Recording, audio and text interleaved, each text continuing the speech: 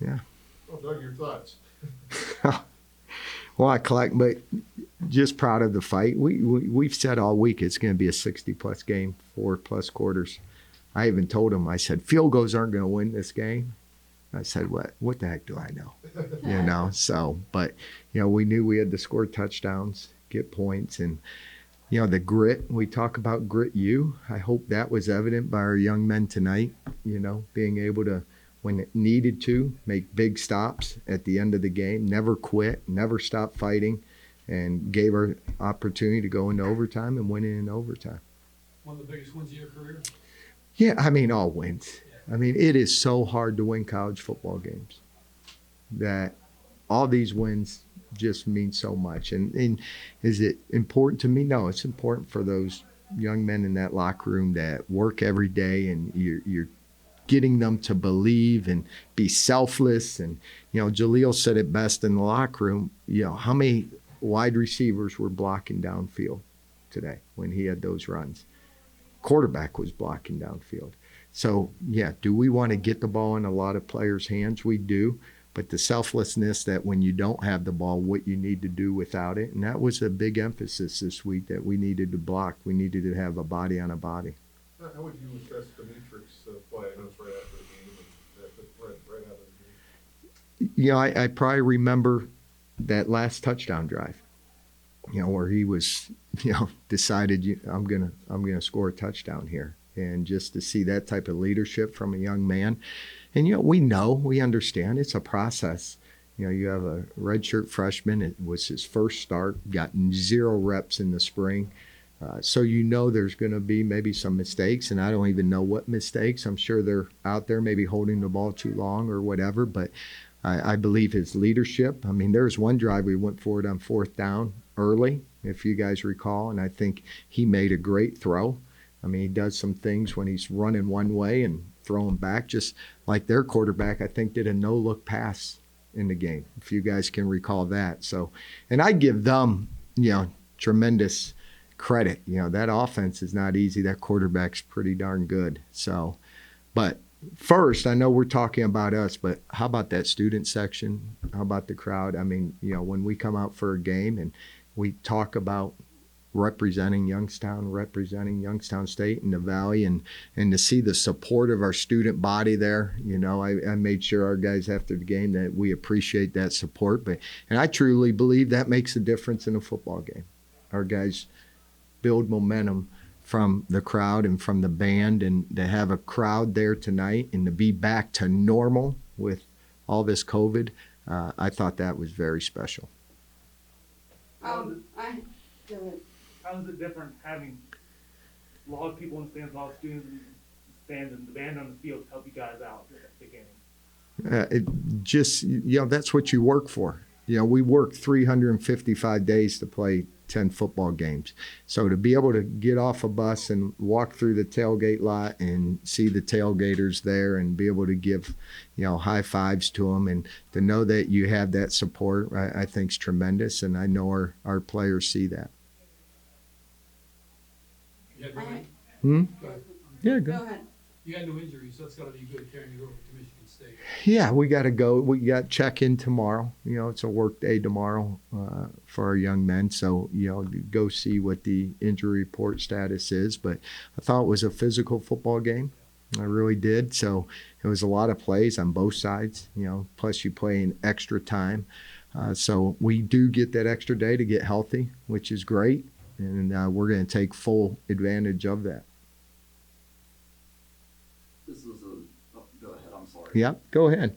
I really like the way Crenshaw saw the field.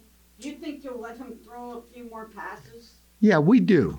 We coming out of halftime, and we've worked all summer on throwing, and we know Demetrick can throw the football. And you get into a football game, and you're running it, you're going against an offense that could score. Their one drive took 2 minutes to score a touchdown. That's what they do.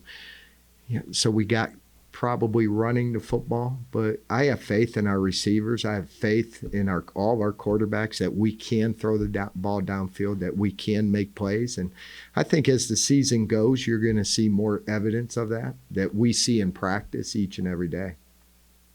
Colt just a super humble guy when he was here, but how clutch was he tonight? Oh, real clutch, especially when you're saying we got to score touchdowns all week and it comes down to field goals. But, Cohen's had a great camp.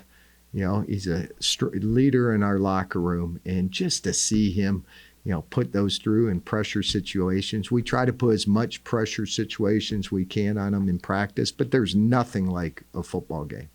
And for him to put it right down the goalpost two times, one to get into overtime and then one for the win. So I'm happy for him because we go in for a plan to win, and one of it was having great operations. That means center to holder to kick. There's a lot of things that go into kicking a field goal.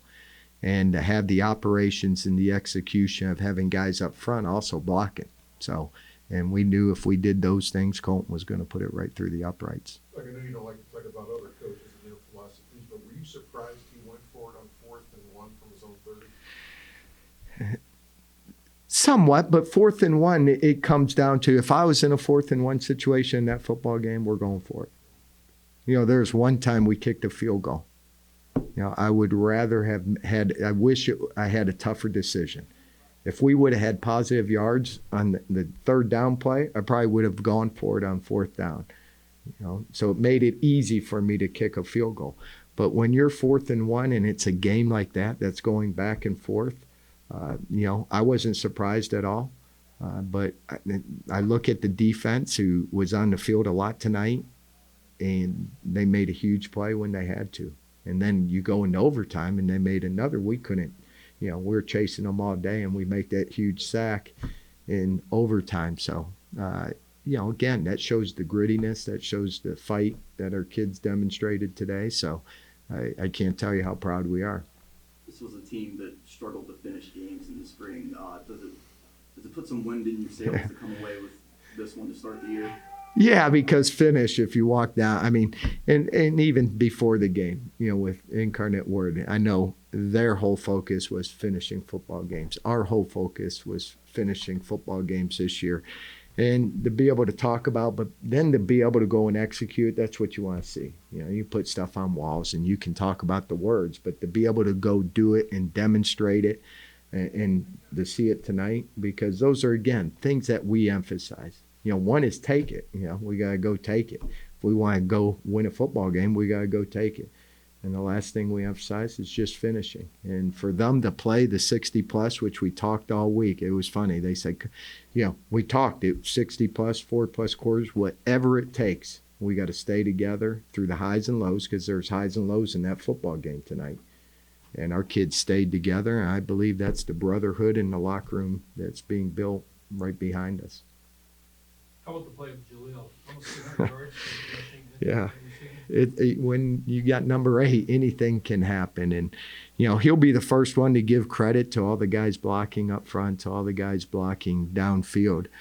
But when you get him the ball, there's a chance he's going to make a play. And on that last reception to get us to the field goal with 2 seconds left, he's a great young man. He's a great football player, and we're fortunate he's a Penguin.